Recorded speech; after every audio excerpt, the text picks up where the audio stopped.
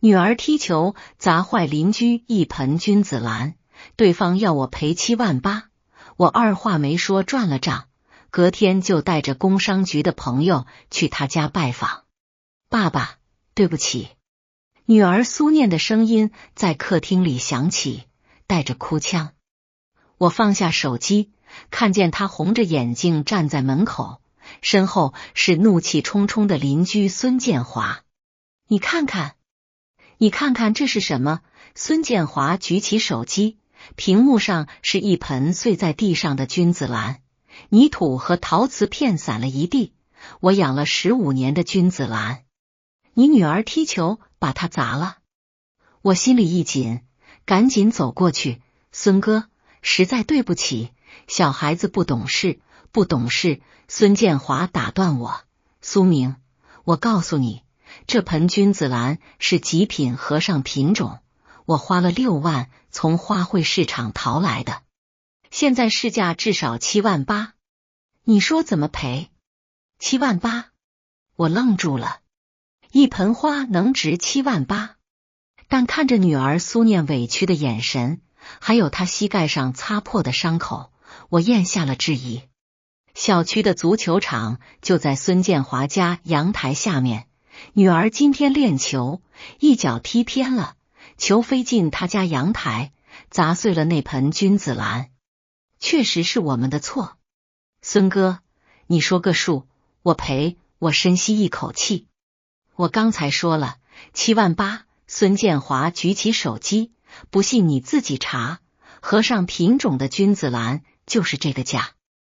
我这盆养了15年，叶片油亮，株形完美，少1分我都不干。我掏出手机，当着他的面转账。支付宝到账提示音响起，孙建华的脸色这才缓和下来。行，苏明，你还算爽快。不过以后管好你女儿，别再让她在我家阳台下面踢球了。说完，他转身离开。女儿苏念扑进我怀里，哭得肩膀直抖。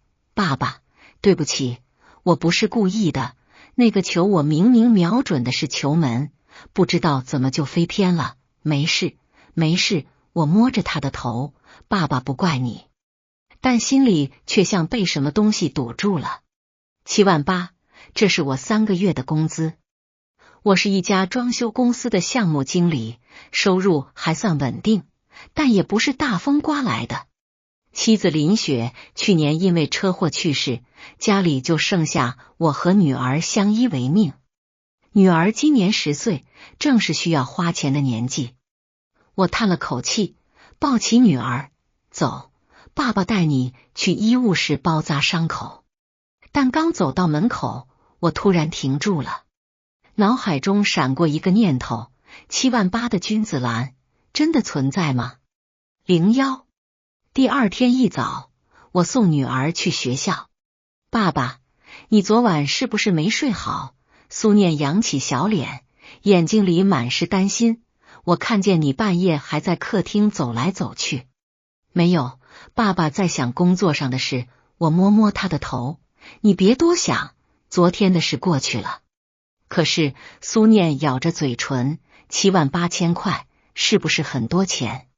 不多，我笑了笑，你爸爸赚钱能力还是有的。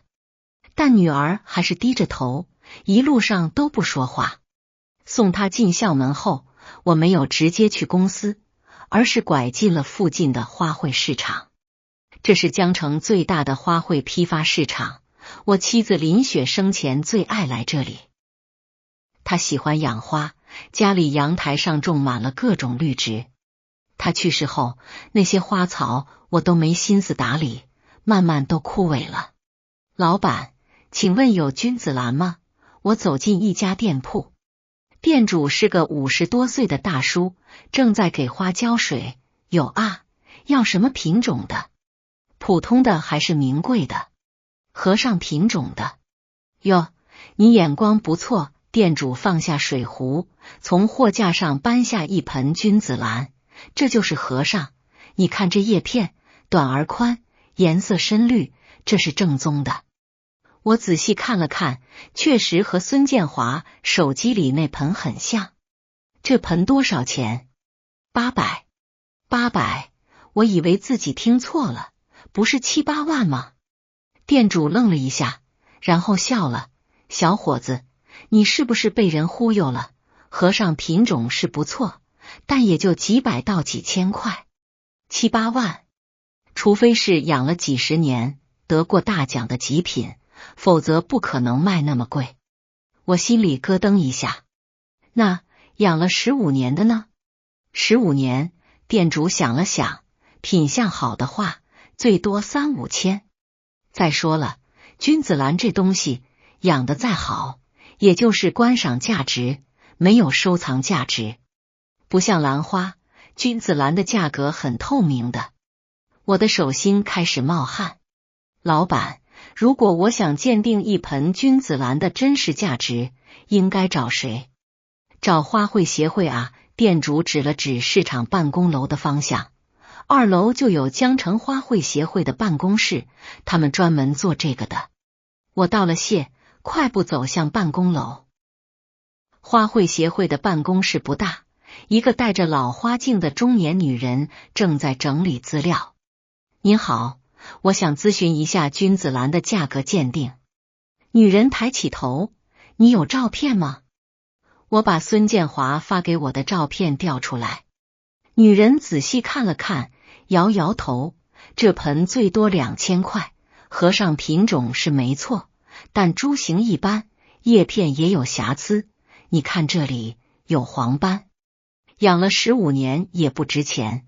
君子兰不是古董，年份不代表价值。2000，我的声音都变了，不可能是7万8。7万8，女人笑了，你是不是被骗了？告诉你吧，君子兰炒作最疯狂的时候是80年代，那时候确实有人花几万块买一盆，但现在早就回归理性了，市场价很透明。你要是花7万8买了这盆，赶紧报警吧。我脑子里嗡嗡作响。走出办公楼时，阳光刺得我睁不开眼。孙建华骗了我，他用一盆最多2000块的君子兰骗走了我7万8千块。我的手抓紧了手机，指节都发白。但转念一想，我又冷静下来。光凭花卉协会的说法，孙建华可以说我那盆就是特殊的。我需要更直接的证据。我打开通讯录，找到一个名字，陈浩。陈浩是我大学同学，毕业后进了工商局，现在是市场监督管理科的科长。我们关系一直不错，虽然平时联系不多，但有事找他，他从来不推辞。老陈，有空吗？我想请你帮个忙。苏明，什么事？我怀疑有人在进行诈骗，想请你帮我查一下。电话那头沉默了几秒钟。多大的事？7万8千块。行，你把详细情况发给我，我看看。挂了电话，我长出一口气。回到家时，已经是晚上6点。我做好了晚饭，等女儿放学回来。爸爸，你今天心情是不是好一点了？苏念小心翼翼地问。好多了。我夹了一块排骨放进他碗里。念念，爸爸问你，昨天踢球的时候，你真的是瞄准球门吗？是啊，苏念用力点头，我明明瞄得很准的，就是不知道为什么球突然飞偏了。那你以前踢球会经常踢偏吗？不会啊，苏念挠挠头，我在学校踢球，教练还夸我脚法准呢。我的心又沉了几分。一个脚法准的孩子突然踢偏了球，而且刚好砸在邻居家的名贵花盆上，这会不会太巧了？吃完饭，我把女儿哄睡后，一个人坐在阳台上，手机突然响了，是陈浩发来的消息。苏明，你发的那个孙建华，我查了一下，这人有问题。他名下有3家空壳公司，疑似参与过经济纠纷。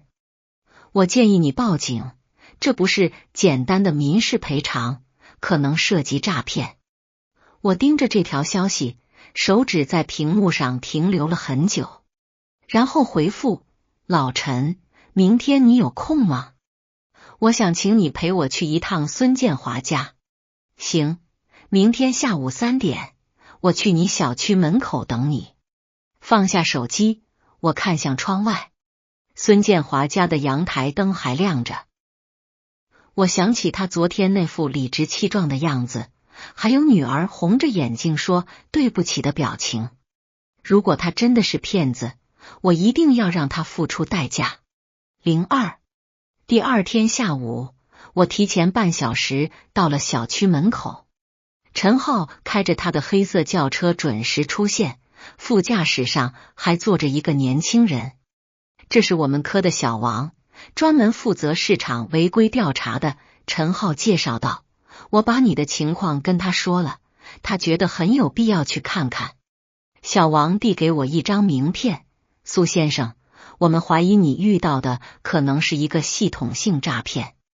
这种手法最近在好几个城市都出现过，故意制造意外，然后用贵重物品索赔。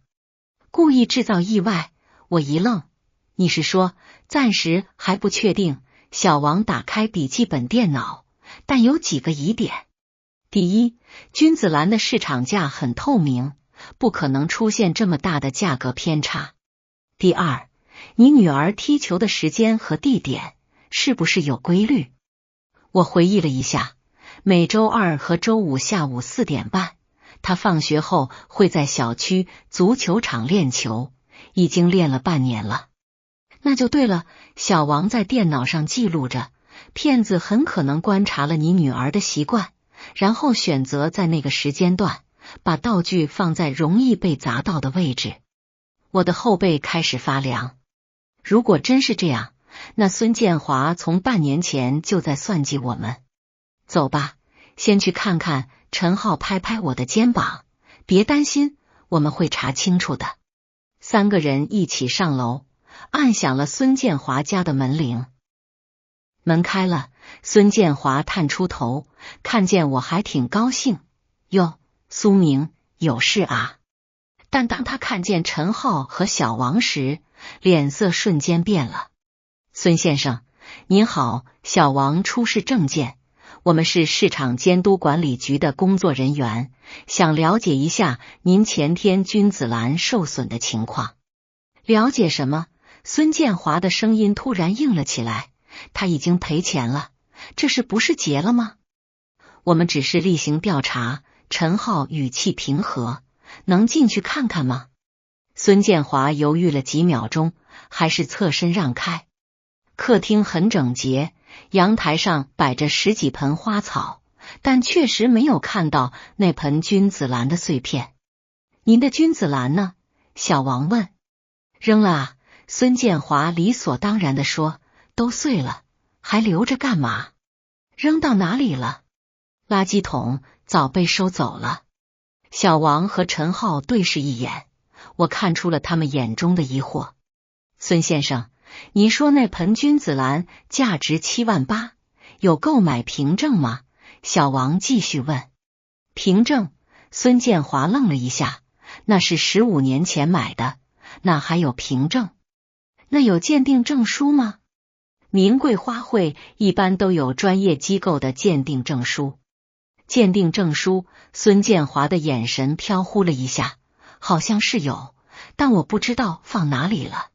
孙先生，陈浩突然开口，声音变得严肃，您知道虚假索赔属于诈骗行为吗？如果您无法提供那盆君子兰真实价值的证明，我们有理由怀疑您在实施诈骗。诈骗？孙建华的声音拔高了，陈科长，你这话可不能乱说。那盆花确实是我养了15年的，市价确实值7万8。那您能证明吗？孙建华语塞了，我怎么证明？花都碎了，你让我上哪儿找证据？这就是问题所在。小王冷静地说，一般来说，这么贵重的东西被毁坏，当事人都会保留证据，以便走法律程序。但您却直接扔掉了所有碎片，这不符合常理。我没想那么多，孙建华急了，我当时太生气了，就直接扔了。这也有错？气氛一下子僵住了。我站在一旁，看着孙建华越来越慌乱的表情，心里反而平静下来。孙哥，我突然开口，你还记得前天你是怎么发现花盆被砸的吗？什么怎么发现的？孙建华瞪着我。我听见阳台上一声巨响，出去一看，花盆碎了，你女儿的足球就在旁边。可是你家阳台的窗户平时都是关着的吧？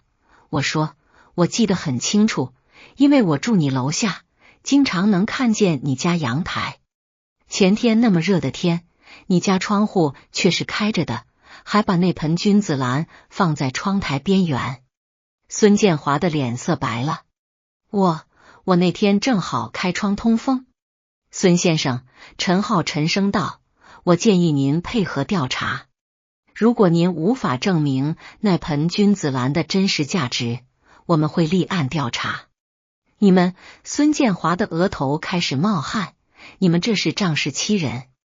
不是仗势欺人，是维护法律。小王合上笔记本，孙先生，您有2个选择，要么现在配合调查，主动退还多索赔的款项，要么我们立案，走司法程序。您自己选。孙建华的嘴唇哆嗦着，半天说不出话。最后，他一屁股坐在沙发上，双手捂住脸。行了，我说，他的声音闷闷的，那盆花确实不值7万8。我的心脏狠狠一跳。那值多少？陈浩问。2000。孙建华抬起头，眼睛红红的。我在花卉市场买的，2000块。客厅里安静的可怕，我感觉血液在往脑门上涌。为什么要骗我？我的声音在发抖。我们住了5年邻居，我哪里得罪你了？我欠了赌债。孙建华低着头，我在网上赌球，输了20多万，债主天天催，我实在没办法，所以你就算计我女儿。我一步步走向她。你是不是故意把花盆放在窗台边，等着我女儿踢球的时候砸碎？孙建华不说话，算是默认了。我的拳头攥得咯咯响。苏明，陈浩按住我的肩膀，别冲动。孙先生，您涉嫌诈骗罪，诈骗金额7万8千元，已经达到刑事立案标准。小王拿出手机，我现在要报警，请您配合调查。别报警！孙建华突然跪了下来，我退钱，我现在就退钱，求你们别报警。我还有个80岁的老母亲。我看着他，心里五味杂陈。这个人前天还趾高气扬地站在我家门口要钱，现在却跪在地上求饶。陈哥，我转头看向陈浩，如果他退钱，还会被追究吗？会。陈浩的表情很严肃，诈骗罪是公诉案件，不是你谅解就能算的。但是小王接过话，如果他主动退赃，认罪态度好，可以从轻处理。孙建华连连点头，我退，我马上退。他颤抖着掏出手机，当着我们的面转账。支付宝到账提示音响起，78000元。看着手机上的数字，我却怎么也高兴不起来。爸爸！门口突然传来女儿的声音。我回头看见苏念站在门口，她可能是放学后没看见我，自己找上来的。念念，你怎么？爸爸，孙伯伯怎么了？女儿睁大眼睛看着跪在地上的孙建华。我正要解释，孙建华突然抬起头，眼神变得很奇怪。苏明，就算你报警，我也不会一个人倒霉。他嘴角扯出一个诡异的笑容。你以为就我一个人这么干？这个小区里还有3家人被我们……闭嘴！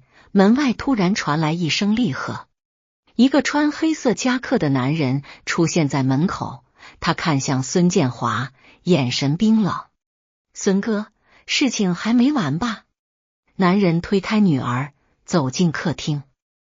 我下意识地把女儿拉到身后。你是谁？陈浩质问道。我。男人笑了，我是来帮孙哥收拾烂摊子的。他掏出手机，给我看了一张照片。照片上是女儿走在放学路上的背影。苏先生，你女儿很可爱。男人的笑容让我头皮发麻。如果你不想她出事，最好别多管闲事。那78000你就当破财免灾，懂吗？我的脑子里一片空白。陈浩脸色大变，立刻掏出手机报警。报警？男人不慌不忙。那你们最好祈祷警察能24小时保护你女儿。说完，他转身离开。客厅里只剩下我们，还有瘫坐在地上的孙建华。我抱紧女儿，感觉她在发抖。手机突然震动了一下，是一条陌生号码发来的短信：苏明，别自误，这钱你不该要回来。03。当晚，警察来了，但那个黑衣男人早就消失了。孙建华被带走调查，我和女儿被安排到警局做笔录。苏先生，您不用太担心，负责的民警姓张，40多岁，我们会加强巡逻，保护您和孩子的安全。张警官，那个男人到底是什么人？我问。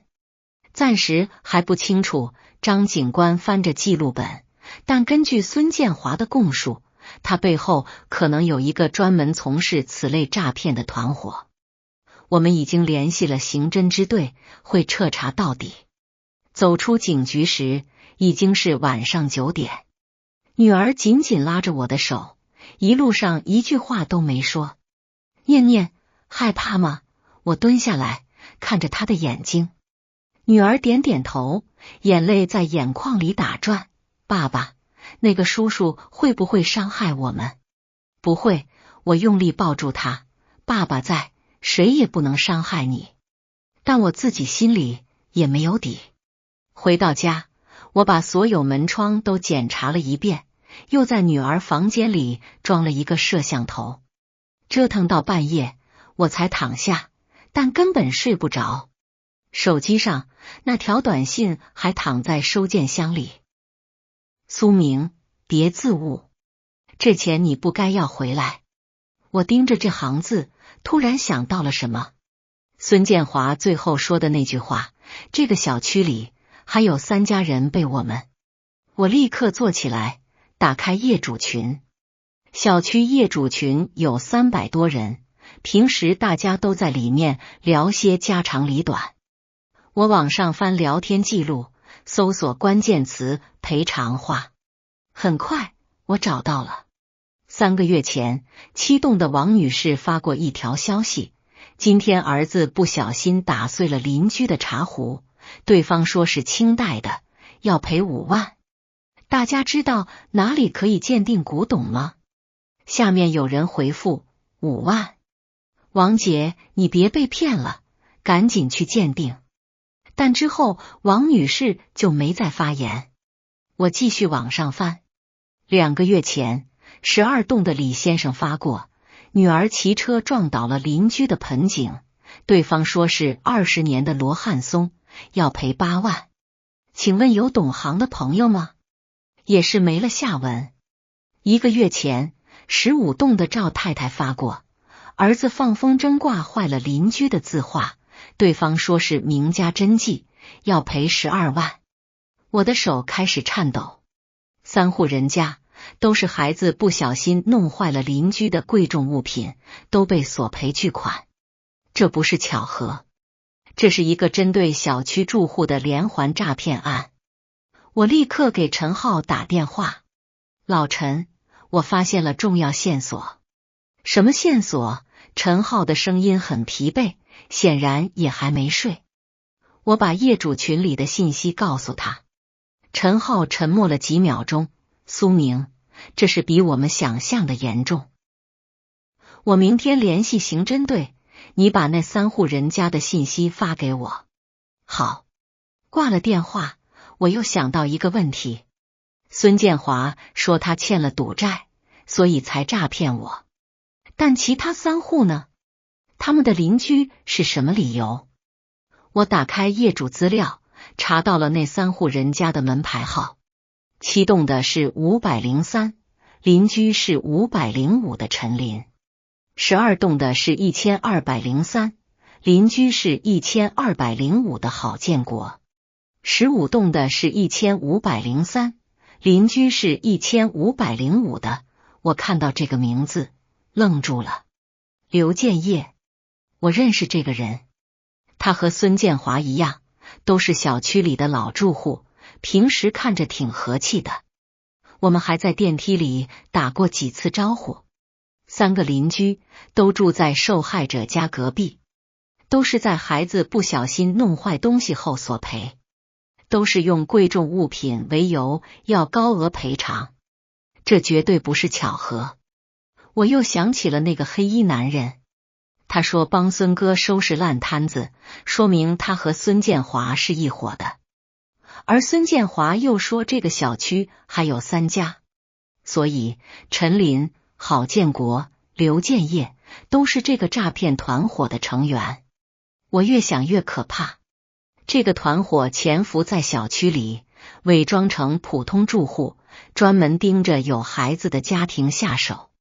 他们先观察孩子的活动规律，然后制造意外，再用假的贵重物品索赔。如果受害者质疑，就会有黑衣男人出面威胁。这是一套完整的犯罪流程。而我们小区至少有4个人参与了这个团伙。天亮后，我先送女儿去学校，然后直接去了警局。张警官听完我的分析，脸色变得很凝重。苏先生，您的推测很有价值。他立刻叫来几个同事，我们马上调查那3户人家。张警官，我想和你们一起去。我说，这不合规矩。我认识其中一个人，刘建业。我坚持道，如果他看到我，可能会放松警惕。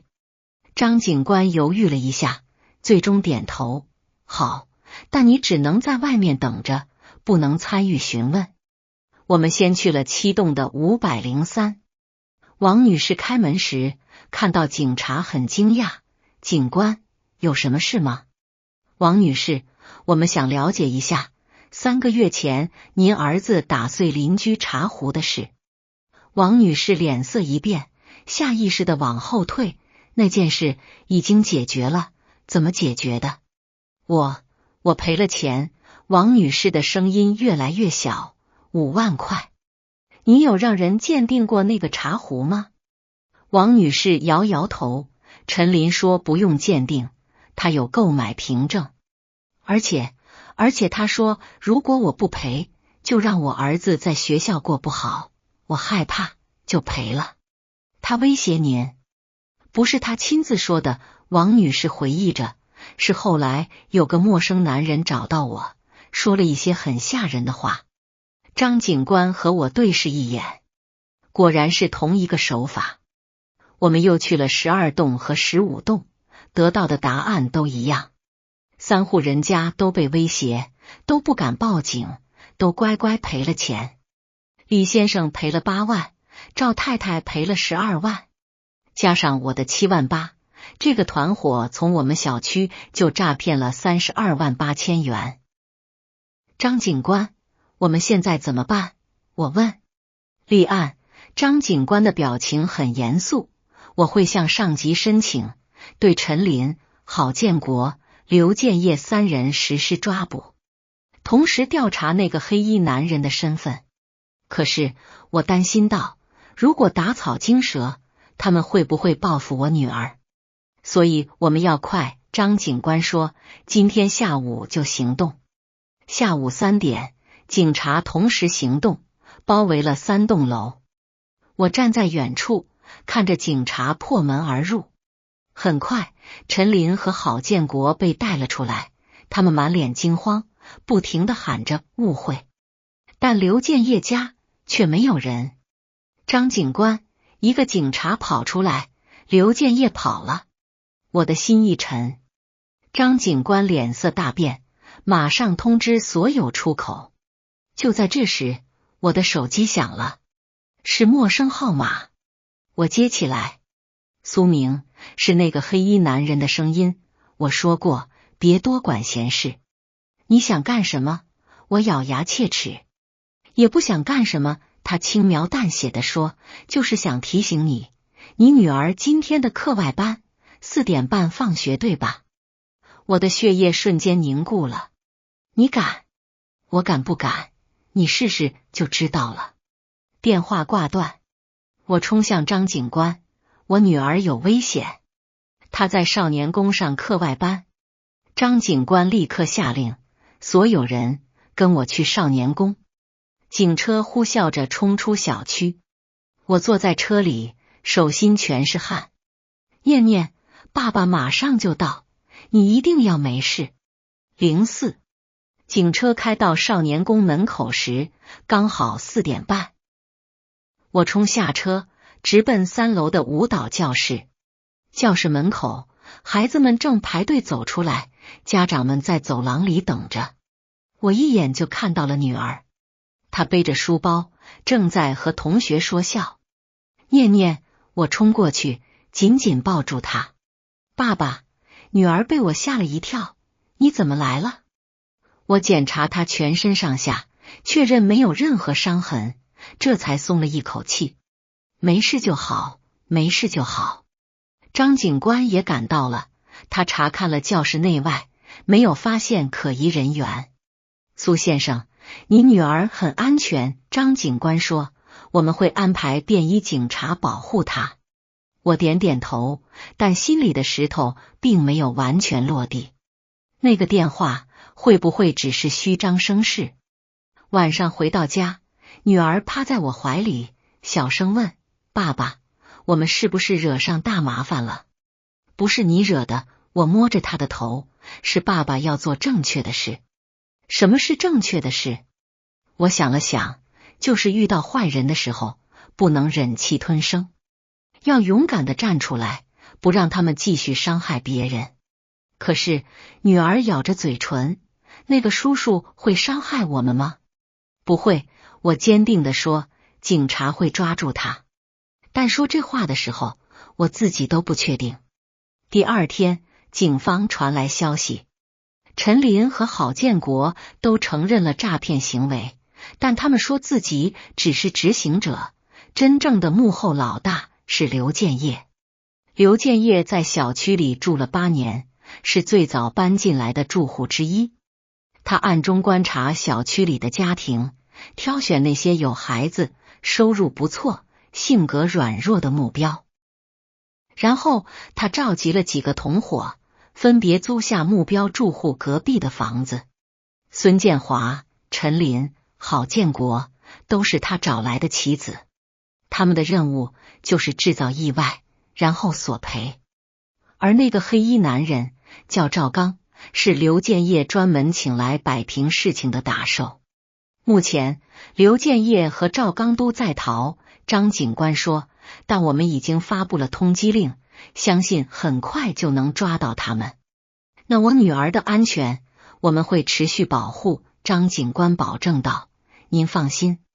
但我怎么能放心？这几天，我每天都亲自接送女儿上下学。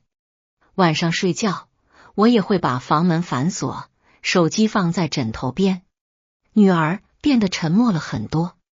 以前她总是叽叽喳喳的，现在却经常一个人发呆。有一天，她放学回来，红着眼睛对我说，爸爸，同学们都在传，说我家得罪了坏人，会被报复。还有人说不敢跟我玩。我的心像被什么东西狠狠刺了一下。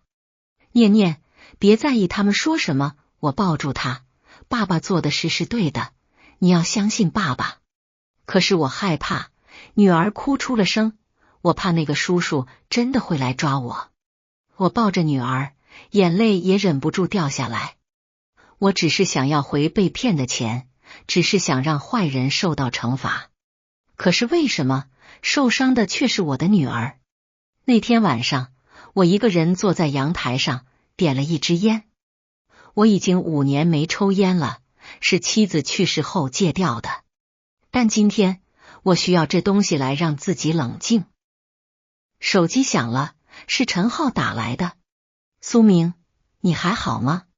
还行，我吐出一口烟，就是女儿受了些影响。我听说了。陈浩沉默了一会儿。苏明，你后悔吗？后悔什么？后悔要回那笔钱。如果你当时不追究，现在你和女儿就不用提心吊胆了。我看着窗外，看着这个我生活了5年的小区。不后悔。我说，如果我不站出来，王女士他们永远不会知道真相。如果我们都选择忍气吞声，刘建业他们就会继续骗下去，伤害更多的人。可是我知道，我打断他，我知道代价很大。但老陈，如果这次我退缩了，以后我怎么教育我女儿？我怎么告诉她，遇到不公平的事该怎么办？陈浩叹了口气，你说的对，但你要保护好自己和女儿。我会的。挂了电话，我掐灭了烟。就在这时，手机又响了，又是陌生号码。我接起来，是赵刚的声音。苏明，考虑好了吗？考虑什么？撤诉。他冷笑道，让警察撤销对刘老大和我的通缉，我们当这事没发生过。你做梦！我咬牙道，你们犯了法，就该受到惩罚。是吗？赵刚的语气突然变得阴森。那你女儿呢？她也该受到惩罚吗？我的心脏狠狠一跳。你什么意思？没什么意思，赵刚说，就是想提醒你，小孩子嘛，总是容易出意外的。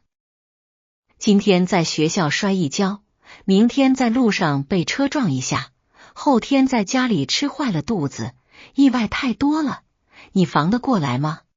我的手在发抖，你敢动他一根汗毛，我跟你拼命。拼命？赵刚笑了。苏明，你以为你是谁？你以为你是电影里的英雄吗？我告诉你，这个世界上英雄都是要付出代价的。我不怕代价。你不怕？你女儿呢？赵刚的声音越来越冷。她才10岁吧？这么小的孩子，要是出了什么事，我想想都觉得可惜。你3天，赵刚打断我给你3天时间考虑。3天后，如果你还不撤诉，就别怪我不客气了。电话挂断，我瘫坐在椅子上，感觉全身的力气都被抽空了。我该怎么办？如果我撤诉，刘建业和赵刚就会逍遥法外，继续去伤害别人。但如果我不撤诉，女儿的安全谁来保证？警察，他们能24小时保护我女儿吗？我抱着头，第一次感到深深的无力。正义为什么这么难？05。第2天早上，我把女儿送到学校，专门找了校长谈话。校长，我想给念念请几天假。请假？校长有些意外。苏先生，是孩子身体不舒服吗？不是。我犹豫了一下，还是决定说实话，是家里遇到了一些麻烦，可能会危及孩子的安全。我想暂时让他待在家里。校长的表情变得严肃。苏先生，您方便说具体点吗？我把事情的经过简单说了一遍。校长听完，沉默了很久。苏先生，我能理解您的担心，校长说，但我想说，教育孩子最重要的是让他们学会面对困难。如果每次遇到危险就躲起来，孩子永远不会成长。而且校长打断我，如果您真的让孩子请假，他的同学会怎么想？会不会觉得他家真的做了什么见不得人的事？这对孩子的心理影响更大。我愣住了。校长说的对，女儿现在已经因为流言受到了伤害，如果我再让她请假躲在家里，她会以为爸爸做的事是错的，会以为我们真的理亏。那您的意思是让孩子继续上学？校长坚定地说，我会安排保安加强巡逻，老师也会特别关注念念。您放心，在学校里我们会保护好他。我握住校长的手，谢谢您。离开学校后，我没有直接回家，而是去了一趟花卉市场。我找到上次那个店主，老板，还记得我吗？哦，记得，店主热情地招呼我，上次问君子兰价格的吧？怎么样？那盆花的事处理好了吗？处理好了，我点点头。老板，我今天来是想问您，如果要鉴定一件花卉的价值，需要什么手续？鉴定啊，店主想了想，你得找专业机构，比如花卉协会，他们会出具正式的鉴定报告，法律认可的那种。那如果有人伪造鉴定报告呢？店主愣了一下，伪造？那可是犯法的。不过一般人也伪造不了，鉴定报告上有防伪标识，还有电子备案。如果我想查一份鉴定报告的真假，怎么查？上花卉协会的官网，输入报告编号就行。店主看着我，小伙子，你是不是又遇到什么事了？没有，我笑了笑，就是随便问问。离开花卉市场，我直接去了陈浩的办公室。老陈，我想拜托你一件事。说。帮我调查一下刘建业的背景。我说，他在我们小区住了8年，这8年里他靠什么为生？他的钱从哪里来？陈浩看着我，你怀疑什么？我怀疑他不止在我们小区诈骗。我说出了自己这几天的思考，他的手法这么熟练，团队这么成熟，不可能只骗了我们几家，说不定在其他地方也有受害者。陈浩点点头，你的想法有道理，我这就让人去查。下午我回到家，坐在电脑前开始搜索相关的新闻。我在搜索引擎里输入君子兰诈骗、古董诈骗、赔偿诈骗等关键词，很快我找到了一些线索。3年前，隔壁城市有一起类似的案件，一个团伙专门盯着有孩子的家庭，制造意外后索赔。2年前，省城也发生过类似的事，受害者有10几个家庭。去年，本市的另一个小区也报案过，但最后不了了之。我越看越心惊，这些案件的手法几乎一模一样，而且都没有抓到主要嫌疑人。刘建业会不会就是这些案件的幕后黑手？我立刻把这些新闻截图发给了陈浩和张警官。晚上，张警官打来电话，苏先生，您提供的线索非常有价值，我们已经和其他城市的警方联系上了，他们确实在追查一个跨地区的诈骗团伙。根据描述，刘建业很可能就是这个团伙的头目。那现在怎么办？我们会加大搜捕力度，张警官说，而且省厅已经介入调查，这个案子被列为重点案件。挂了电话，我长长的松了一口气，至少我的坚持是有意义的。但就在这时，门铃响了。我从猫眼往外看，是一个快递员。您好，有您的快递。我打开门，接过包裹。包裹很轻，大约只有手掌大小。我撕开包装，里面是一个盒子。打开盒子，我的手僵住了，里面是一张照片，照片上是女儿今天在学校的照片。她正坐在教室里上课，阳光从窗外洒进来，照在她的脸上。照片背面用红笔写着几个字，还有2天。我的血液瞬间冰冷。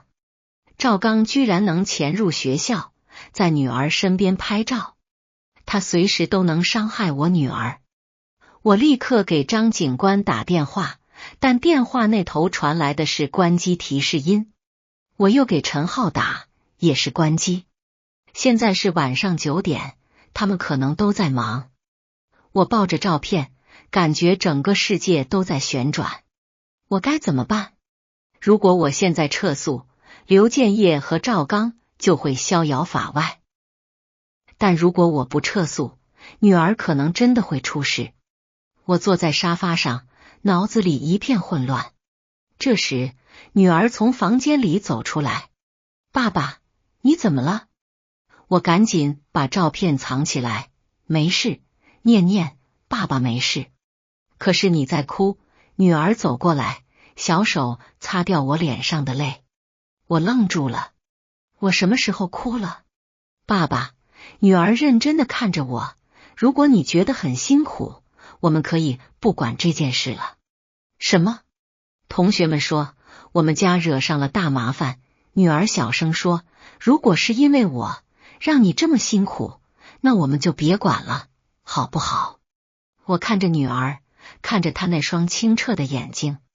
妻子去世前曾经握着我的手说，明，念念以后就靠你了。你要教会她做人要堂堂正正，要有勇气去做正确的事，哪怕这件事很难。我抱住女儿，声音哽咽，念念，爸爸问你，如果你看到坏人在欺负别人，你会怎么做？女儿想了想，我会帮助他。为什么？因为老师说我们要做好人。对，我擦干眼泪，爸爸也要做好人。虽然现在很难，但爸爸不能退缩。因为如果爸爸退缩了，就是在告诉你，遇到坏人的时候，我们可以屈服。可是，没有可是，我坚定地说，爸爸会保护好你，也会让坏人得到惩罚。你相信爸爸吗？女儿点点头，我相信。那一刻，我知道自己不能再犹豫了。第2天一早，我带着那张照片去了警局。张警官看到照片，脸色大变，赵刚居然这么嚣张。张警官，我想和你们合作。我说，我有一个计划。什么计划？用我当诱饵。我深吸一口气。赵刚想让我撤诉，说明他和刘建业很在意这个案子。如果我假装同意他们的要求，约他们见面，你们就可以抓人。张警官沉思了一会儿，这太危险了，没有别的办法了。我说，他们已经盯上我女儿，与其被动等待，不如主动出击。张警官最终同意了。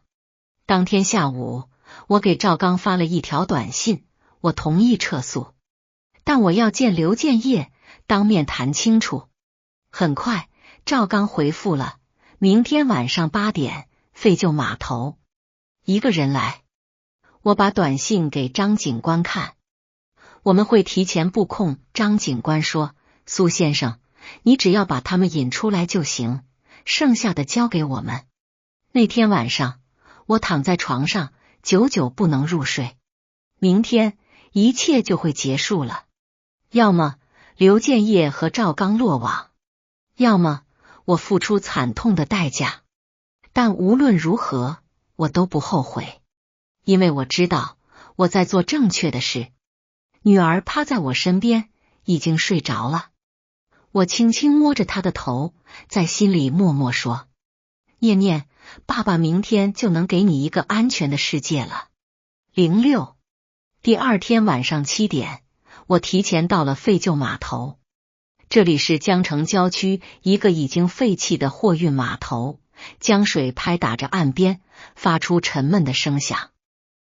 周围没有路灯，只有远处偶尔驶过的车辆，车灯在黑暗中划过一道弧线。我站在一个集装箱旁边，手心全是汗。耳麦里传来张警官的声音：苏先生，我们已经就位，您不用紧张，我们就在周围。我深吸一口气，看了看手表，7点50分，还有10分钟。时间一分一秒的过去，我的心跳越来越快。8点整，远处传来引擎声，一辆黑色 SUV 开了过来，停在我面前10米的地方。车门打开，赵刚走了下来。他依然穿着那件黑色夹克，手里夹着一支烟。苏明，你还挺守时。他笑着走过来。刘建业呢？我问。你说他会来。刘老大，赵刚弹了弹烟灰，你还没资格见他。那我怎么知道你能代表他？赵刚盯着我，突然笑了。你在拖延时间。我心里一惊。赵刚突然转身，对着黑暗大喊：出来吧，别躲了。周围一片安静。我就知道，赵刚冷笑道：你这种老实人，怎么可能真的同意撤诉？肯定是报了警，对不对？我咬牙不说话。可惜啊，赵刚摇摇头，你以为我会上当？告诉你，刘老大早就料到了，他根本就不在这里。那你来干什么？来告诉你，赵刚掐灭烟头，游戏结束了。他打了个响指。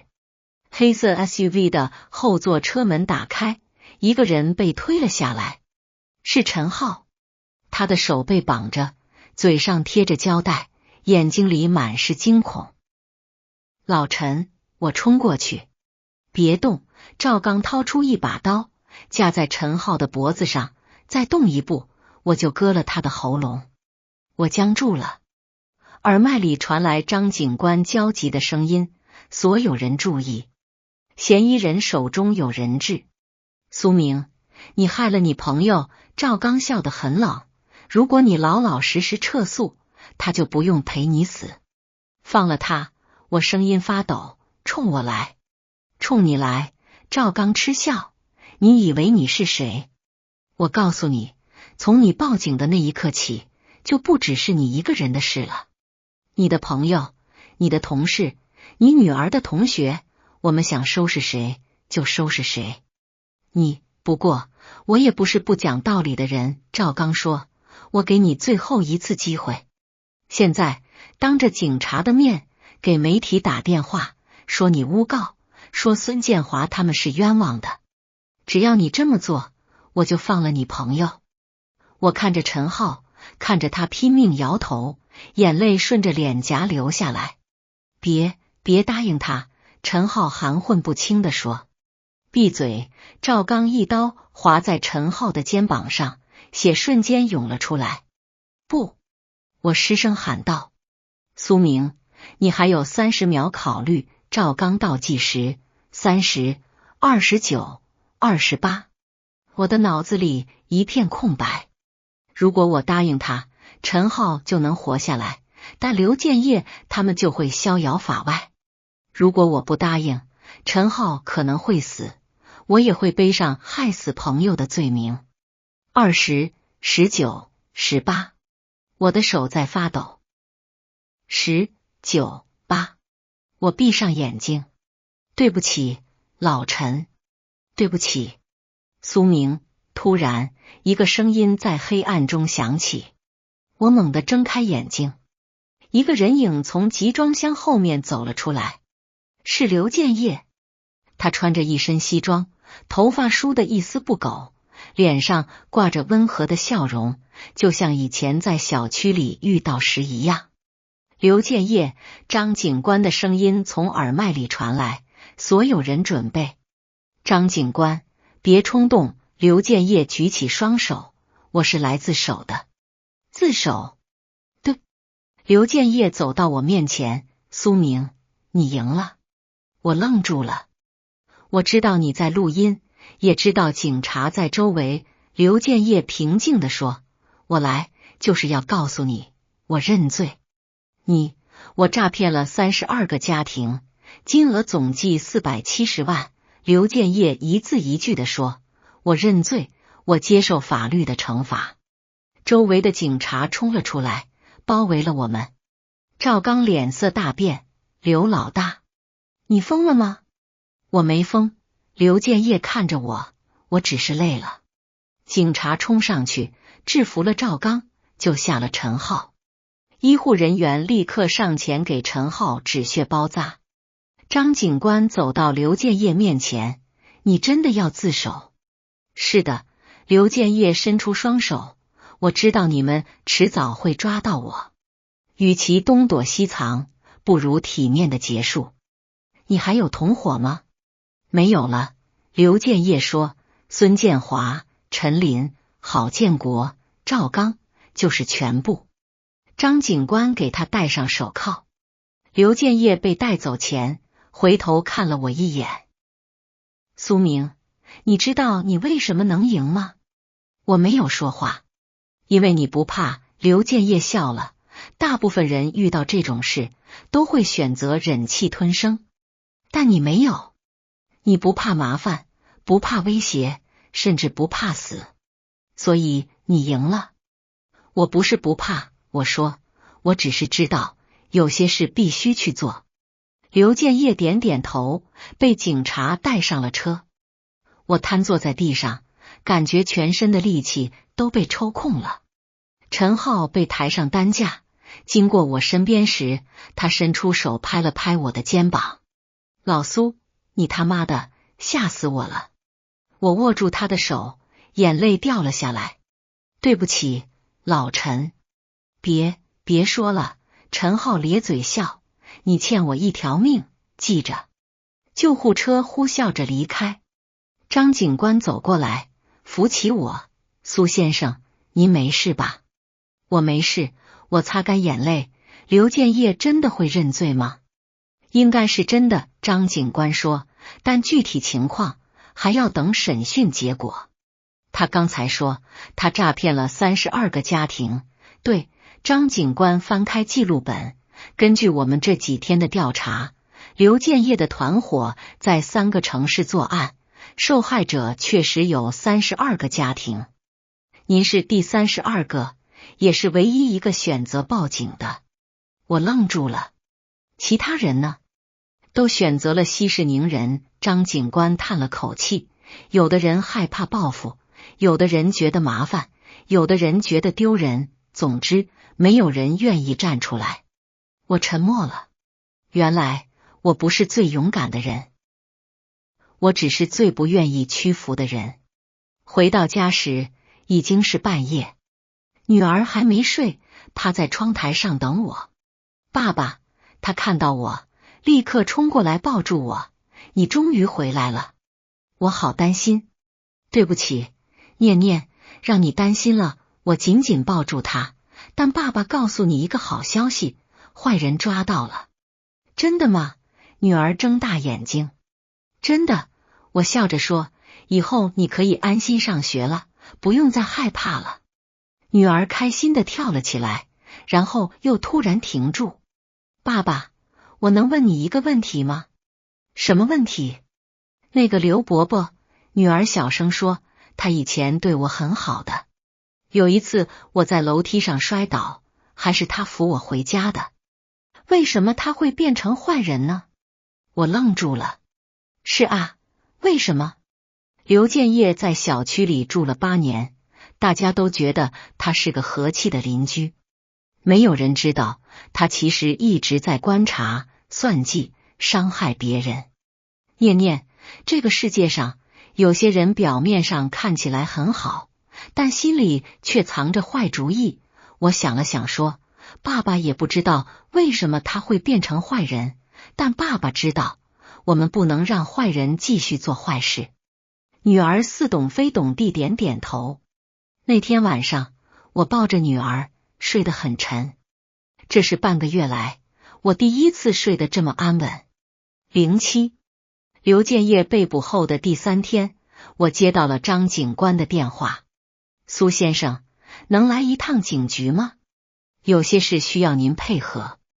我到警局时，看见王女士、李先生、赵太太也都在。他们看到我，表情都有些复杂。苏先生，王女士走过来，眼睛红红的，谢谢你。如果不是你，我们永远不会知道真相。是啊，李先生也过来握我的手，我们都欠你一声谢谢。别这么说，我有些不好意思，我只是做了应该做的事。张警官带我们进了会议室。各位，叫你们来，是因为刘建业的案子有了新进展。张警官打开投影仪，经过审讯，刘建业交代了全部犯罪事实。他的团伙从5年前开始作案，在3个城市流窜，诈骗金额总计470万元。屏幕上显示出一张表格，列出了所有受害者的名字、被骗金额。我看到我的名字排在第32位，金额是7万8千元。这些钱我们会尽力追缴，张警官说，但说实话，能追回来的可能不到30%，因为刘建业把大部分钱都用于赌博，已经输光了。什么？王女士惊叫起来，我的5万块追不回来了。我们会尽力，张警官说，但你们要有心理准备。会议室里一片沉默。还有一件事，张警官继续说，刘建业在供述中提到，他选择你们是有原因的。什么原因？他专门挑选那些单亲家庭或者夫妻关系不太好的家庭。张警官看着我们，因为这样的家庭通常不愿意把事情闹大，更容易妥协。我的心一紧，原来刘建业选中我是因为我是单亲爸爸。他还说，张警官顿了顿，他本来以为苏先生会是最容易搞定的目标，因为您带着女儿，肯定不敢冒险。但没想到我报警了。我接过话。对，张警官点头，所以他很生气，派赵刚去威胁您。但您还是没有退缩。王女士突然哭了起来，都怪我太懦弱，如果我当时也报警，也不会让这么多人受骗。王女士，这不怪你，我说，每个人的选择不一样。可是，没有可是，李先生说，是我们自己选择了沉默。苏明只是做了我们不敢做的事。会议室里又安静了。张警官咳了一声，还有一件事要告诉大家。刘建业要求见苏先生一面。见我愣住了。为什么？他没说。张警官看着我，您愿意见他吗？我想了想，点头，愿意。下午我被带到看守所。刘建业坐在隔离玻璃后面，穿着灰色的号服，头发有些凌乱，但眼神依然平静。苏明，你来了。他看到我，笑了。你找我什么事？我坐下，拿起电话。就是想和你聊聊。刘建业说，你知道吗？这么多年，你是第一个让我佩服的人。我不需要你的佩服。我知道。刘建业点点头，但我还是想告诉你，你很了不起。我只是做了该做的事。对，这就是你了不起的地方。刘建业叹了口气，你知道吗？我诈骗了32个家庭，但只有你一个人报警。其他人要么被我吓住了，要么觉得丢人，要么嫌麻烦。那又怎样？所以我输了。刘建业苦笑，输给了一个最普通的人。你没有权利，没有金钱，也没有特殊能力。你就是一个普通的单亲爸爸，带着女儿艰难的生活。但你却敢和我斗，敢报警，敢冒着女儿被威胁的风险坚持到底。我没有说话。苏明，你知道我为什么自首吗？不知道。因为我突然意识到我输定了。刘建业说，那天晚上我看到你站在废旧码头，看到你眼睛里的坚定，我就知道这次我遇到对手了。你不会妥协，不会退缩，哪怕付出生命的代价。所以你就放弃了。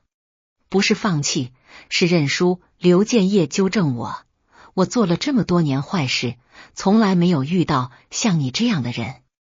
你让我想起了我父亲。你父亲？我父亲也是个很倔的人。刘建业的眼神变得遥远。30年前，我们家被骗了一笔钱，我父亲为了追回那笔钱，告了整整5年，最后钱没追回来，人却累死了。我愣住了。你知道我当时怎么想吗？刘建业看着我恨我父亲，我觉得他是个傻子，为了那点钱把命都搭上了，值得吗？所以你就变成了骗子。对，刘建业点头。我告诉自己，我要变聪明，我要学会骗人，而不是被人骗。我要让那些傻子为他们的善良付出代价。但你失败了。是的，刘建业苦笑，我失败了，因为我遇到了你，遇到了一个和我父亲一样倔的傻子。我看着他，突然有些难过。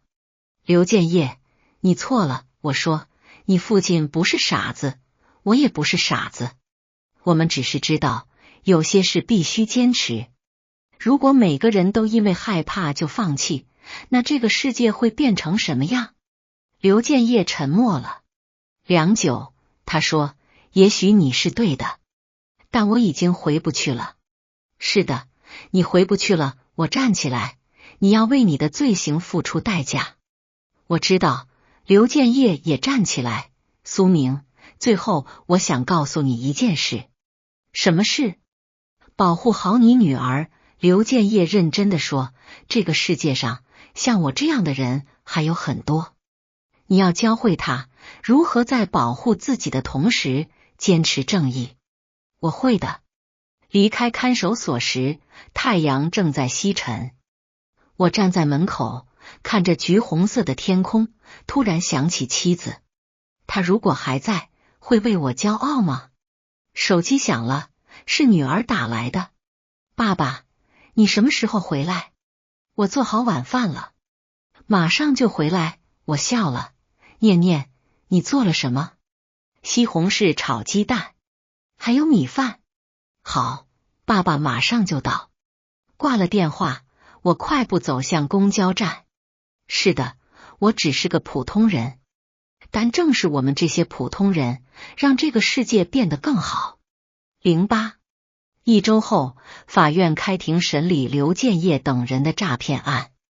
我作为受害者代表出庭作证。法庭上，刘建业、孙建华、陈林、郝建国、赵刚5个人站在被告席上。公诉人宣读了起诉书。被告人刘建业等5人，从2018年至今，结成诈骗团伙，在3个城市流窜作案，以制造意外、虚报物品价值等手段，诈骗32个家庭，金额总计470万元。现有人证、物证、口供等证据确凿，建议对主犯刘建业处有期徒刑10年以上。从犯孙建华等4人处有期徒刑5年以上。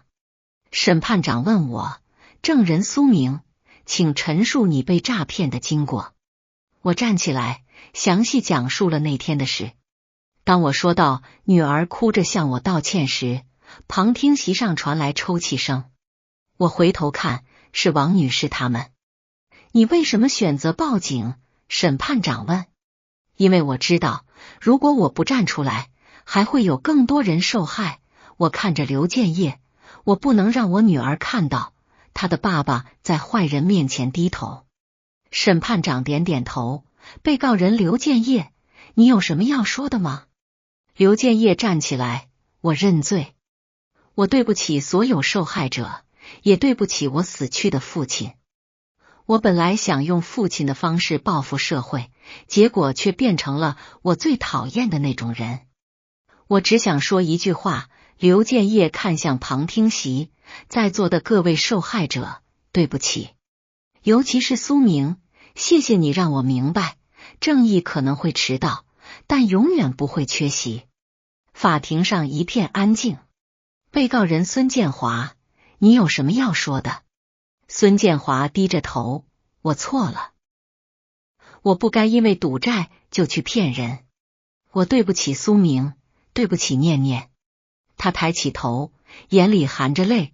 苏明，如果出狱那天你还住在小区，我第一件事就是去给念念道歉。我没有说话。最终，法院当庭宣判，刘建业犯诈骗罪，判处有期徒刑12年，罚金50万元。孙建华、陈林、郝建国犯诈骗罪，各判处有期徒刑6年，罚金10万元。赵刚犯诈骗罪、非法拘禁罪，数罪并罚，判处有期徒刑9年，罚金20万元，退赔所有赃款。法锤落下，尘埃落定。走出法院时，王女士、李先生、赵太太围了过来。苏明，谢谢你。王女士握着我的手，如果不是你，我们可能一辈子都不知道真相。是啊，李先生说，我们商量了一下，想把追回来的钱拿出一部分给你，算是感谢费。不用，我摇摇头，那是你们应得的。可是真的不用，我笑了，我只是做了应该做的事。如果换成你们，也会这么做的。他们沉默了。苏明，赵太太突然说，你不后悔吗？这1个月，你和念念过得那么辛苦，不后悔。我坚定地说，虽然辛苦，但我心里踏实。而且，我给女儿做了一个好榜样。好榜样，赵太太喃喃自语，是啊，我们都应该做个好榜样。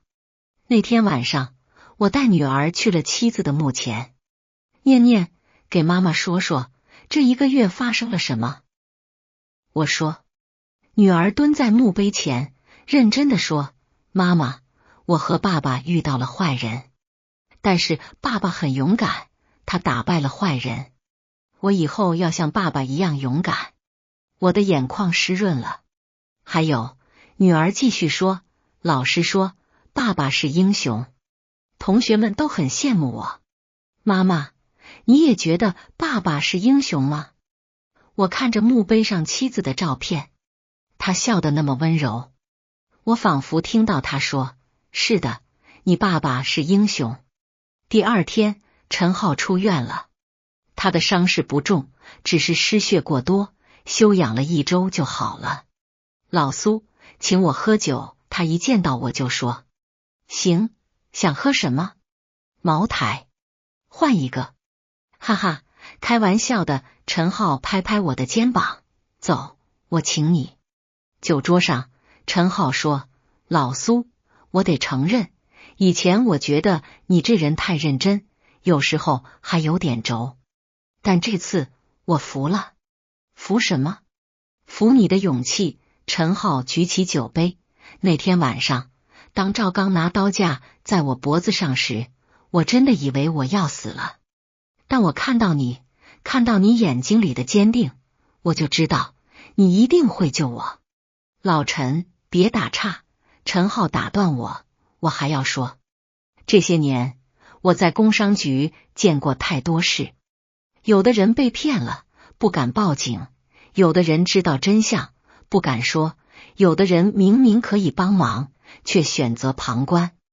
但你不一样。陈浩看着我，你就是一个普通人，没有权势，没有背景，但你敢站出来。你让我想起了当年考公务员的初心，为人民服务。我笑了，别煽情了，喝酒。等一下。陈浩放下酒杯，我还想告诉你一个好消息。什么好消息？刘建业他们的赃款追回来了130万。陈浩说，虽然不是全部，但也够分给你们了。真的？真的。陈浩点头。而且因为你的案子，省里专门成立了一个打击诈骗专班。你知道这意味着什么吗？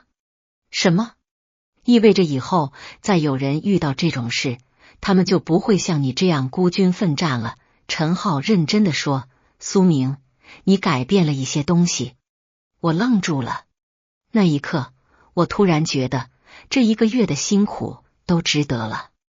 晚上回到家，女儿已经睡着了，我坐在她床边，看着她恬静的睡脸。手机突然震动，是一条新闻推送，本市破获跨地区诈骗案，32个家庭受害者获赔，受害者代表苏明接受采访，正义可能会迟到，但永远不会缺席。我点开新闻，看到了自己的照片。照片上，我站在法院门口，表情严肃。评论区里有很多人留言，这位父亲好勇敢。如果是我，可能不敢报警。我们需要更多这样的人。给这位爸爸点赞。我关掉手机，看着女儿。念念，爸爸想告诉你，这个世界上确实有很多坏人，也有很多不公平的事。但只要我们敢于站出来，坚持做对的事，世界就会一点一点变好。爸爸不是英雄，爸爸只是一个普通的父亲。但爸爸希望，当你长大后，也能像爸爸一样，做一个堂堂正正的人。09案子结束后的第3天，我正在公司开会，接到了一个陌生电话。请问是苏明先生吗？我是，您哪位？我是都市晚报的记者，姓周。电话那头说，我们想做一期关于您的专访，可以吗？专访？我愣了一下，采访我什么？就是关于您勇斗诈骗团伙的事。周记者说，您的事迹在网上传开了，很多读者都想了解更多细节。我犹豫了。周记者，我只是做了该做的事，没什么好采访的。苏先生，您太谦虚了。周记者诚恳地说，正是因为像您这样的普通人勇敢站出来，社会才会变得更好。您的经历可以鼓励更多人。我考虑一下吧。挂了电话，同事小张问我，苏哥，什么采访？一家报社想采访我。那挺好啊，小张兴奋地说，苏哥，你现在可是网红了。什么网红？我摇摇头，别扯了，继续开会。但接下来的几天，类似的电话接二连三。有电视台想拍纪录片，有自媒体想做专访，甚至还有律师事务所想请我去做法律宣传大使，我都一一拒绝了。直到那天晚上，女儿放学回来，小脸红扑扑的。爸爸，今天班主任在班会上讲了你的事，他兴奋地说，老师说你是正义的使者，让同学们向你学习。是吗？我笑了。那你开心吗？开心。女儿用力点头。同学们都说，有你这样的爸爸真好。以前他们还嘲笑我，现在都羡慕我。看着女儿开心的样子，我心里暖暖的。但那天半夜，我被一阵急促的电话铃声吵醒。苏明先生吗？我是市医院急诊科。您的通讯录里填的紧急联系人陈浩先生，刚才被送到医院，情况危急。我的心一紧，什么？老陈怎么了？他被人打了，头部受伤严重。您能过来一趟吗？我立刻起床，叫醒邻居陈阿姨帮忙照顾女儿，然后冲向医院。急诊室外，陈浩的妻子正在哭泣。嫂子，怎么回事？我冲过去。苏明，他抓住我的手。浩子他被人打了，医生说伤得很重，到底怎么回事？他晚上加班回家，在地下车库被人用棍子打了。嫂子哭着说，打人的蒙着面，打完就跑了。我的后背开始发凉。报警了吗？报了，警察正在查监控。急诊室的灯终于灭了，医生走了出来。病人家属，我和嫂子同时说，病人头部遭受重击，颅内出血，我们已经进行了紧急手术。医生摘下口罩，现在情况稳定了，但需要留院观察。他会不会有后遗症？嫂子颤抖着问。目前还不好说，医生说要看恢复情况。我扶着嫂子坐下，心里乱成一团。陈浩会不会是因为我的案子被报复？这时张警官赶到了医院。苏先生，陈科长的情况怎么样？医生说暂时稳定了。我说，张警官，这是不是我们也怀疑和刘建业的案子有关？张警官压低声音，但监控显示打人的只有一个人，而且不是赵刚。那会是谁？可能是团伙里的其他成员。张警官说，刘建业承认的只有5个人，但我们怀疑还有其他同伙。我的拳头攥紧了。张警官，他们这是在报复。我知道，张警官说，所以我要提醒您，这段时间要特别注意安全，尤其是您女儿。我的心沉到了谷底。回到家时，天已经亮了，女儿还在睡觉。我坐在客厅里，脑子里一片混乱。我本以为案子结束了，坏人被抓了，一切都会好起来。但现在陈浩躺在医院，而我和女儿可能还在危险中。我是不是做错了？如果当初我选择忍气吞声，现在一切都不会发生。陈浩不会受伤，女儿不会提心吊胆，我也不用活在恐惧中。但转念一想，如果我当初妥协了，刘建业他们就会继续害人。我又想起王女士、李先生、赵太太，想起刘建业说的那句话，你是32个受害者里唯一一个报警的，我不能后悔。中午，我接到张警官的电话，苏先生，我们查到了，打陈科长的人叫马军，是刘建业的表弟。他听说刘建业被判刑，心怀不满，就去报复了陈科长。抓到他了吗？抓到了，张警官说，他还交代，本来想打的是您，但您身边一直有人保护，他下不了手，就选择了陈科长。我的手开始发抖。张警官，还会有其他人来报复吗？不会了，张警官肯定地说，马军是最后一个。我们已经彻底摸清了这个团伙的人员构成，不会再有漏网之鱼了。挂了电话，我长长的出了一口气，终于真的结束了。晚上，我带女儿去医院看陈浩，他已经醒了，虽然头上缠着绷带，但精神还不错。老苏，他看到我，咧嘴笑了。我又被救护车拉了一次，这次你真的欠我2条命了，对不起，老陈。我鼻子一酸，都是因为我，别说傻话。陈浩打断我，这不怪你，是那些人心肠歹毒。陈叔叔，女儿走到床边，拿出一张画，这是我画的，送给你。陈浩接过画，上面画着一个超人，胸口有个大大的陈字。念念画的是我。陈浩笑了，我可不是超人。你是？女儿认真的说，爸爸说，你为了保护我们受伤了，所以你是超人。陈浩的眼圈红了，他看着我，老苏，咱们做了一件对的事，对不对？对。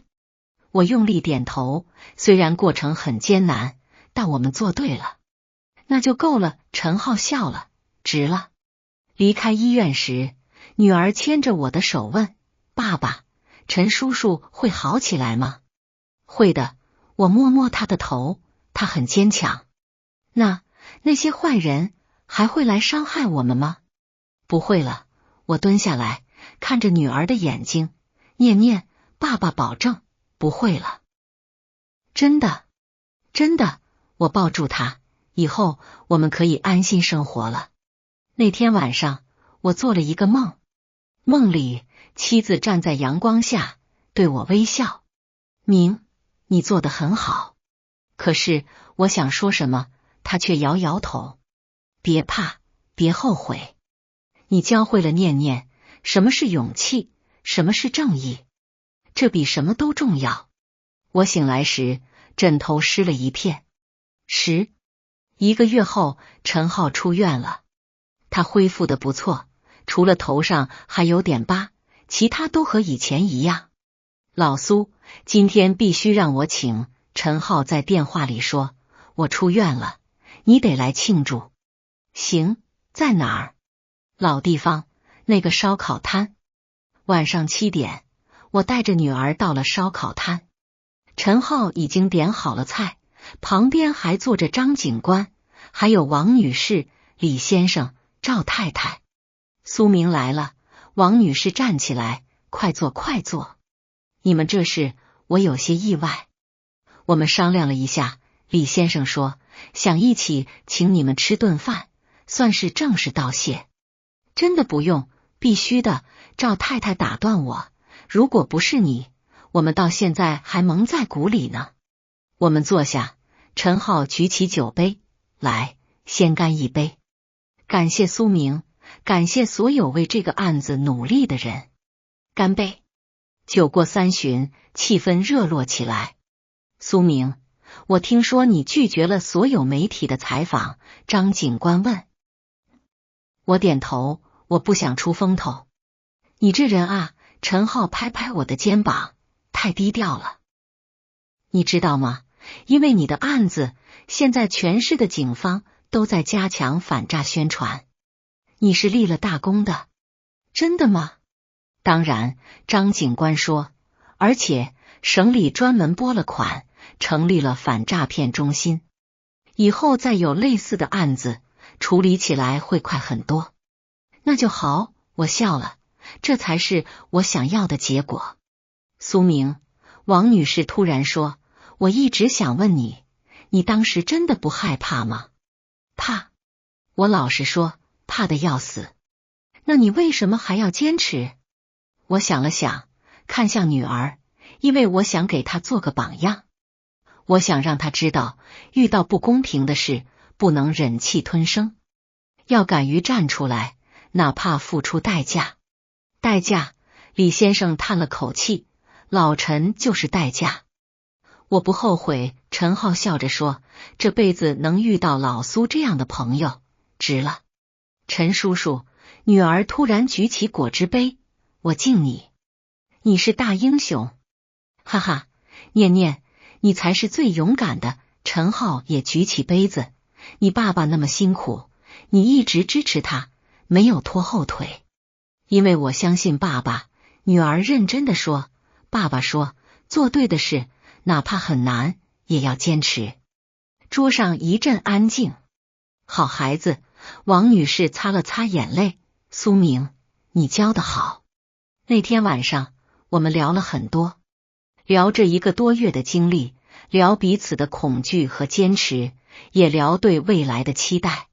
分别时，王女士拉住我，苏明，我想告诉你一件事。什么事？我儿子今天问我，如果以后再遇到坏人，该怎么办？王女士说，我告诉他，要像苏叔叔一样，勇敢地站出来。我的眼眶有些湿润。谢谢你，王姐。不，应该是我们谢谢你。王女士握住我的手，你让我们明白，正义不会缺席。回家的路上，女儿突然问我，爸爸，你后悔吗？不后悔，我毫不犹豫地说。可是你吃了那么多苦，念念，爸爸问你。我停下脚步，蹲在他面前。如果有一天，你看到有人在欺负你的同学，你会怎么做？女儿想了想，我会告诉老师。对，我笑了，因为你知道，这是对的事。虽然可能会被欺负你的人记恨，但你还是会这么做，对不对？女儿点点头。爸爸也是一样，我摸着他的头，虽然过程很艰难，但爸爸知道这是对的事，所以爸爸不后悔。爸爸，你真勇敢。女儿抱住我。你也很勇敢。我紧紧抱住他。爸爸为你骄傲。第二天，我收到了法院的通知，刘建业等人的赃款已经全部追回并分配完毕，我的账户收到了78000元。看着这笔钱，我百感交集。从被骗到报警，到对抗，到最终拿回属于自己的东西，这一路走来太不容易了，但我知道这一切都值得。晚上，我带女儿去了商场。念念，爸爸带你买点东西。买什么？你想要什么？女儿想了想，我想要一个足球。足球？我愣了一下，你还想踢球？想啊，女儿认真地说。老师说，不能因为一次失误就放弃爱好，而且这次不是我的错，是那个坏叔叔故意的。我的眼眶又湿了。好，爸爸给你买最好的。我们在体育用品店挑了一个足球，还买了护膝、护腕。以后你练球，爸爸陪你。我说。真的？女儿眼睛亮了。真的，我笑了。爸爸要看着你成为最厉害的足球运动员。回家的路上，我接到了一个陌生电话。请问是苏明先生吗？我是市见义勇为基金会的工作人员。对方说，经过评选，您被评为本年度见义勇为先进个人。下周一会有一个颁奖仪式，请您务必参加。见义勇为，我有些意外。我只是，苏先生，您的事迹我们都了解了。对方说，您不仅保护了自己的权益，更保护了其他家庭的权益，这就是见义勇为。好吧，我会去的。挂了电话，女儿问，爸爸，什么颁奖？没什么，我笑了笑，就是有人要给爸爸发个奖。哇，爸爸真厉害！女儿兴奋地跳起来，我要告诉所有同学。看着女儿开心的样子，我的心里充满了温暖。是的，这一切都值得。虽然过程艰难，虽然付出了代价，但我守护了正义，也给女儿上了最好的一课。这1个多月的经历，让我明白了一个道理：普通人也可以做不普通的事。只要你有勇气，只要你坚持，正义就不会缺席。半年后，初夏的阳光洒在小区的足球场上，女儿和几个同学在踢球。我坐在场边的长椅上，看着他们奔跑欢笑。苏哥，小区保安老张走过来，又来看女儿踢球啊？是啊，我笑着说，这孩子喜欢踢球，我就陪他练。念念现在可是我们小区的小明星了。老张竖起大拇指，上个月还代表学校去市里比赛，拿了第2名呢。托您吉言。对了，老张突然压低声音，你知道吗？孙建华家的房子卖了。是吗？可不是，老张说，法院强制执行的，用来赔偿你们这些受害者。还有陈林、郝建国、刘建业的房子也都卖了。我点点头，没有说话。半年来，很多事都在慢慢变化。刘建业等人在监狱里服刑，赃款被追回并赔偿给受害者。王女士用拿回来的钱给儿子报了英语班。李先生把钱存起来，打算以后给女儿当嫁妆。赵太太则用那笔钱给丈夫做了一次全面体检，他一直有心脏病，但舍不得花钱检查。至于我把钱分成了3份，一份存起来给女儿将来上大学用，一份捐给了市反诈骗宣传基金，希望能帮助更多人。最后一份我用来装修了家里的阳台，种满了妻子生前最爱的花草。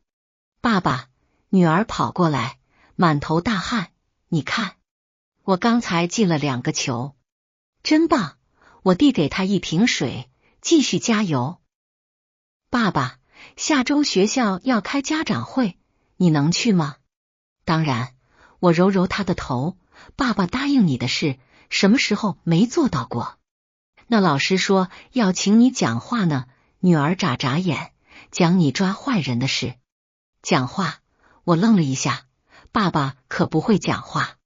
没关系，你就讲真话就行。女儿认真地说，老师说你的经历可以教会我们，遇到不公平的事该怎么办。我看着女儿，心里一阵温暖。好，爸爸去讲。那天下午，陈浩打来电话，老苏，告诉你一个好消息。什么好消息？省里的反诈骗中心正式运行了，陈浩说，而且他们专门设立了一个苏明热线，鼓励受害者举报诈骗行为。苏明热线，我有些不好意思，干嘛用我的名字？因为你是反诈第一人啊。陈浩笑了，老苏，你知道吗？自从你的案子报道出来后，全省的诈骗举报率提高了30%。很多人都说是你给了他们勇气。我沉默了。老苏，你做了一件大事。陈浩认真地说，虽然你自己可能不觉得，但你真的改变了一些东西。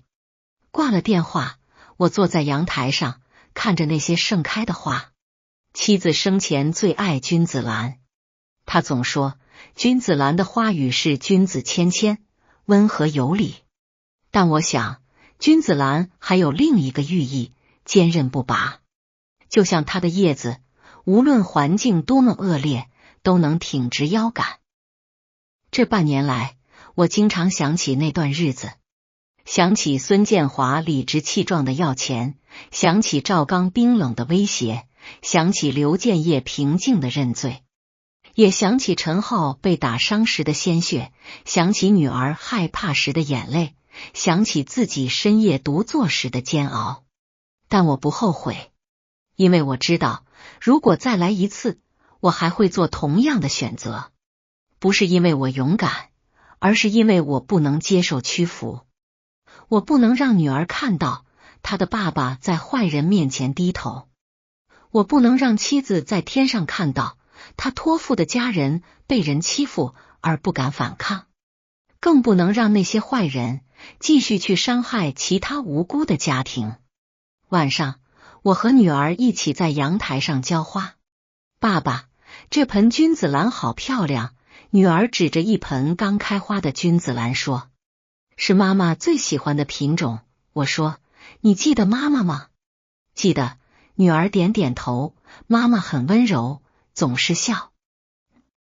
我摸着她的头，妈妈如果知道你这么勇敢，一定会很高兴。爸爸，你说妈妈在天上看得到我们吗？看得到。我仰头看着星空，她一定在看着我们，为我们骄傲。那她也为你骄傲吗？我不知道，我笑了，但我希望她会。那天晚上，我又梦到了妻子，她站在花丛中，身后是满天的星光。明，你做得很好，她微笑着说，念念长大了，你也成长了。雪，我想走向她，她却摇摇头。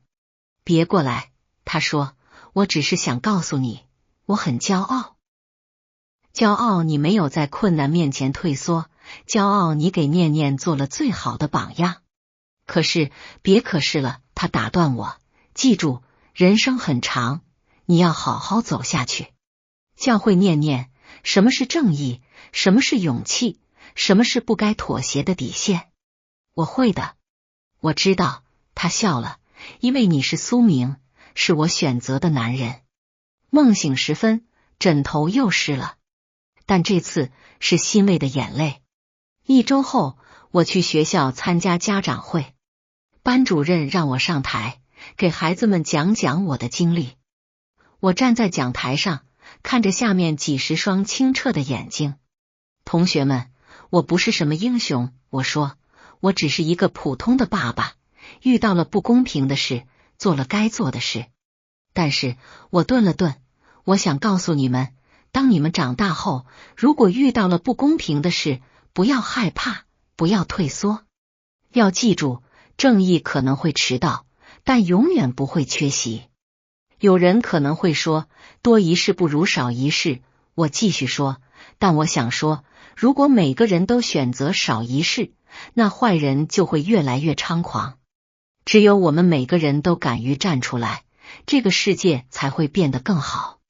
当然，我笑了，站出来的过程可能会很辛苦，可能会付出代价，但请相信我，这一切都值得。因为你保护的不只是自己，更是千千万万可能遭遇同样不幸的人。